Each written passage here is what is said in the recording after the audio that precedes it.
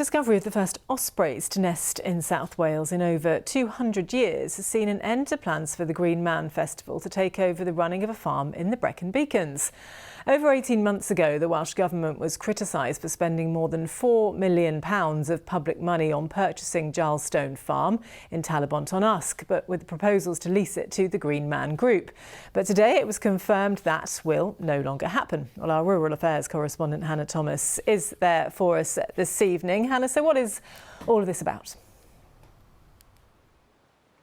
Yes, you mentioned controversial there, Andrea. Well, you can see it here. Banners on the walls of houses here in the village of Talbot-on-Usk saying farms are for farming, not for festivals. That's just a flavour of the opinion here. We are a stone's throw away from that Gilestone farm site here in Talbot, and this all began in 2022 when the Economy Minister Vaughan Gething signed off on plans to buy Gilestone farm for £4.25 million. With the intention of letting the Green Man Festival create future opportunities to tackle the climate crisis and support future generations. Now, today, the Economy Minister confirmed that rare ospreys have been found there, and so the Green Man Group's plans can no longer be realised.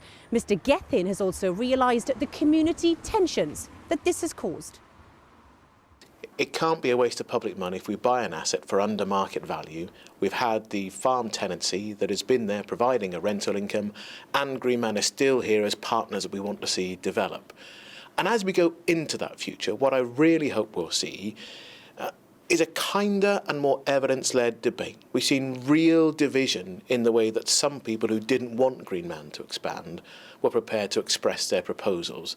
That's caused some people to pause whether they want to carry on in public life. So what happens now? Well, the Welsh Government says it remains committed to continuing to work with the Green Man Festival to help them secure a suitable long-term base here in Wales. The Green Man say that base should come along as soon as possible. As for Gilestone, well, Welsh Government says there are still economic opportunities there and opportunities for sustainable farming. Opposition politicians, though, some of them anyway, think the taxpayer cash could be lost if the Gilestone farm site is sold. Personally, in my point of view, I'm not sure who's going to want to take it on. And if the Welsh Government actually going to sell this now, they're going to lose money on the site because the site is obviously going to be devalued because of this.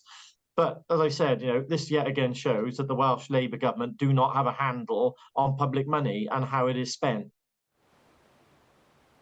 This has divided opinion politically then, Andrea, and locally here as well.